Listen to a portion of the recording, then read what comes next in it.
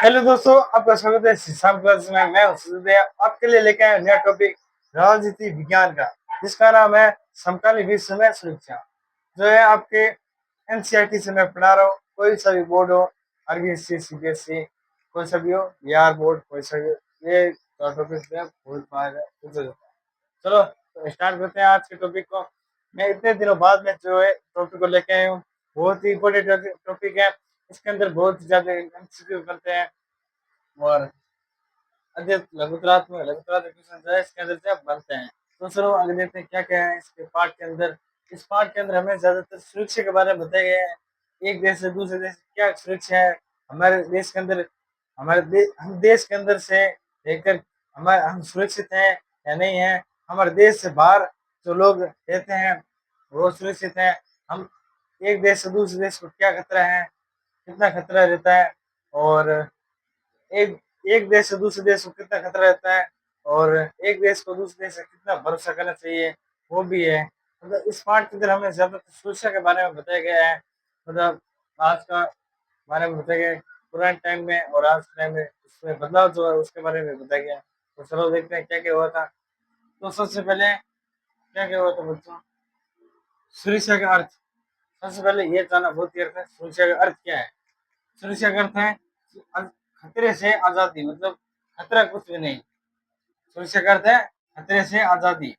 सुरक्षा का अर्थ है खतरे से आजादी, मतलब खतरे से कोई डर नहीं। सबसे पहले देखते हैं सुरक्षा, सुरक्षा में कौन से भाग आते हैं। ठीक है, एक ये 2 मिनट पहला देखते हैं बच्चों। पहला क्या है, तो पारंपरिक धारणा, सुरक्षा की पारंपरिक धारणा।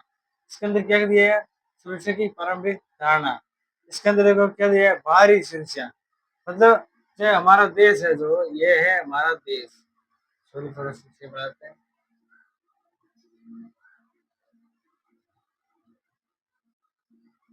थोड़ा सी अच्छा नहीं बनाया। ये हमारा देश है बच्चों। इस देश के हमारे देश के अंदर बाहर कौन से पड़ोसी देश है। सबसे पहले चीन है बच्चों, चीन। चीन है, और एक तो है ये बांग्लादेश, पड़ोसी देश है बांग्लादेश। बांग्लादेश, ठीक है। बांग्लादेश हो गया, एक पाकिस्तान हो गया, क्यों कहते हैं इससे पाकिस्तान।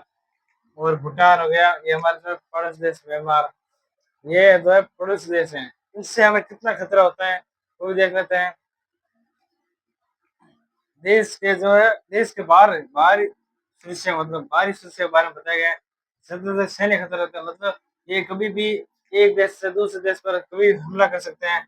मतलब हमारा भारत के पास लगभग रह गया होगा लगभग 100 परमाणु बम हो गए, और पाकिस्तान चीन के पास ज्यादातर होंगे 250, मान लो ऐसे एग्जाम्पल के अनुसार 250 मान लो। तो सबसे ज्यादा हमें चीन से खतरा होगा बच्चों, याद रखना।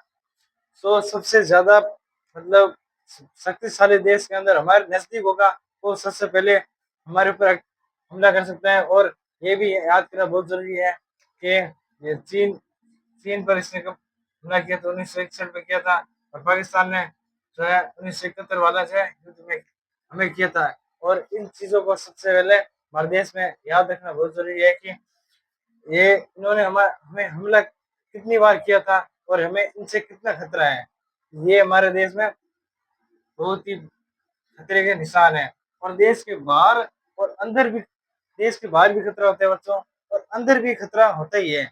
हम जैसे कि हम घर पे रहते हैं, तो बच्चों मैं आपको कह रहा था कि हम जैसे घर पे रहते हैं, घर के अंदर और घर के बाहर।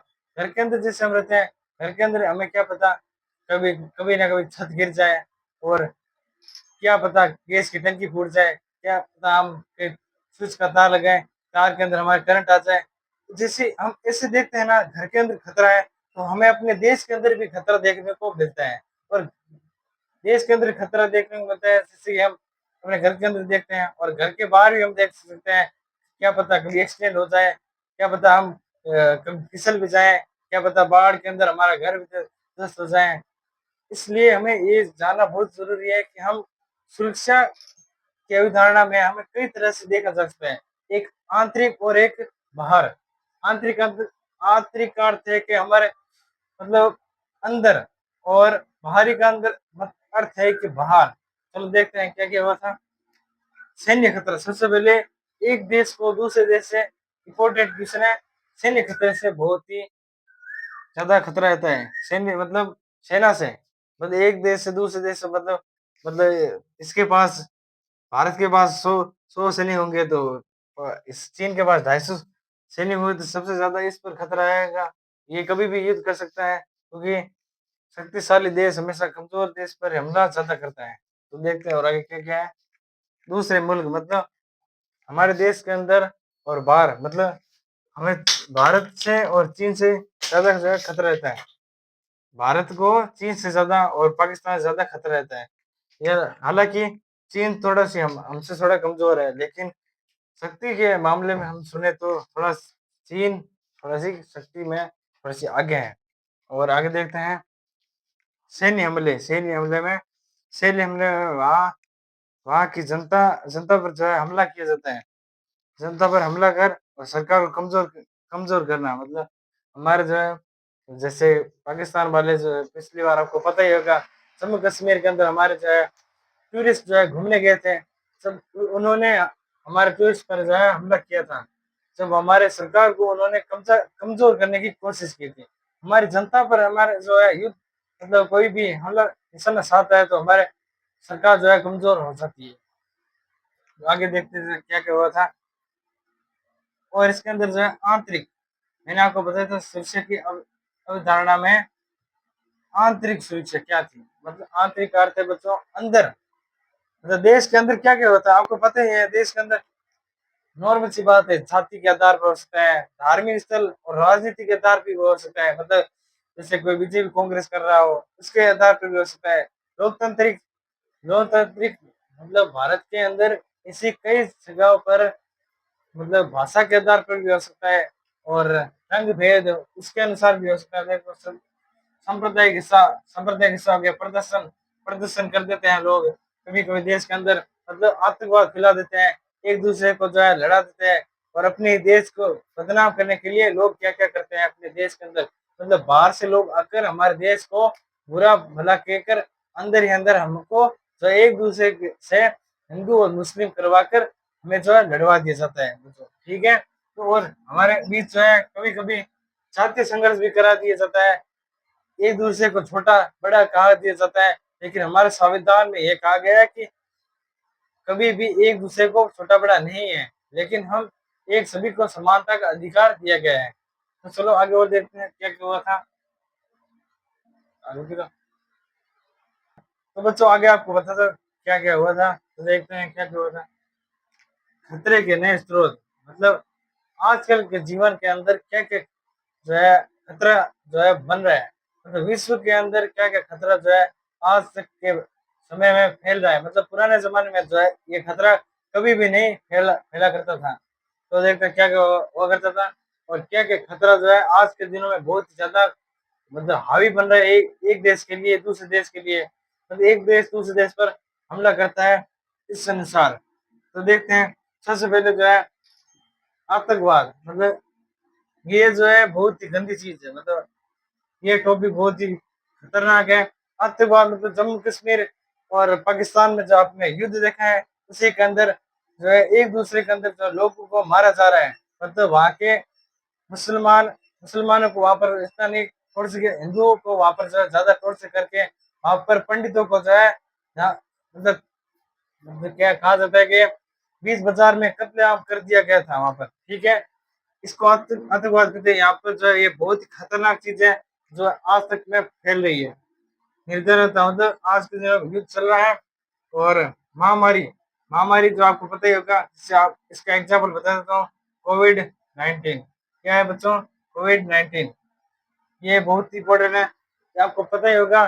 2019 के अंदर जो है पैर पसार रहा था कोविड 19, जिसके अंदर जो है मास्क सभी लोग जो है आपको पता ही होगा चेहरे पर क्या है नाक के ऊपर जो है मास्क लगा कर रखे करते थे, मतलब एक दूसरे का जो सोशल डिस्टेंस रखते थे और सैनिटाइज हाथ धोते थे। मतलब ये बहुत ज्यादा गंभीर मामला जो है बन चुका था, मतलब आर्थिक स्थिति जो है बहुत सारे देशों की जो है कमजोर हो चुकी थी। तो आगे देखते हैं जनसंख्या में वृद्धि, और जनसंख्या के मामले में बच्चों एक बात बता दो, जनसंख्या के मामले में आज के दिनों में सबसे प्रथम स्थान पर भारत है। सबसे प्रथम स्थान पर भारत है और भारत के दूसरे स्थान पर चीन। चीन और जिस आप ये मत सोचना कि जिसकी जनसंख्या ज्यादा होगी तो वो बहुत ही अच्छा होगा, नहीं, ये बात आपकी सोच बहुत ही गलत होगी, क्योंकि जिस देश की संख्या ज्यादा होगी तो उसे खिलाना तो पड़ेगा ना, और जिस देश की ज्यादा जनसंख्या होगी तो उसकी आर्थिक स्थिति बहुत ही ज्यादा जल्दी कमजोर हो जाएगी और उसकी जड़ी भी बहुत कमजोर हो जाएगी। ठीक है बच्चों, तो आगे देखते हैं। जैसे कि वृद्धि मैंने बता दिया आपको, एड्स, तो ये भी बीमारी जो है अभी के जमाने में जो है 20-30 साल पुरानी जो है बहुत ज्यादा फैली थी, बहुत ही लोगों की जो है मौतें हुई थी इसके अंदर। वह शरणार्थियों की आवागमन, मतलब एक मतलब आर्थिक रूप से, मतलब पैसे के मामले में लोग जो है एक देश से दूसरे देश से भारी भारी तादाद के अंदर जो है एक देश से दूसरे देश जाते हैं। जैसे कि बांग्लादेश के जो है लोग जो है बांग्लादेशी पश्चिम पश्चिम बांग्लादेश से लोग जो है यात्रा करके भारत के अंदर जो है आते हैं व्यापार करने के लिए। बहुत ज्यादा मतलब 80 लाख शरणार्थी जो है भारत के अंदर आए थे उस समय। मतलब इसके इसके अनुसार भारत जो है आर्थिक स्थिति में उस समय सही नहीं था, इस कारण बहुत ही कमजोर होता है। कोई भी शरणार्थी एक देश से दूसरे देश आता है तो उस देश में जो है जीडीपी कमजोर हो जाती है। तो आगे देखते हैं अप्रवासी। क्या था बच्चों? अप्रवासी। अप्रवासी का मतलब क्या होता है? जो लोग जो है अपनी मर्जी से जो है देश को छोड़ देते हैं। क्या मतलब होता है अप्रवासी का? मतलब है जो अपनी मर्जी से देश को जो है छोड़ देते हैं। ठीक है। शरणार्थी, शरणार्थी का मतलब जो लोग मजबूरी में देश को जो है छोड़ते हैं। क्या क्या करते हैं अपनी मजबूरी में? क्या कारण था देश को छोड़ने का? युद्ध हो गया, सामाजिक आर्थिक स्थिति हो गई, और युद्ध हो गया, और राजनीतिक केंद्र हो गए, उस कारण भी हो सकता है, और अपने पैसे के मामले भी हो सकता है। तो बच्चों, आज के लिए इतने। तो इस वीडियो को लाइक और सब्सक्राइब जरूर करें। धन्यवाद।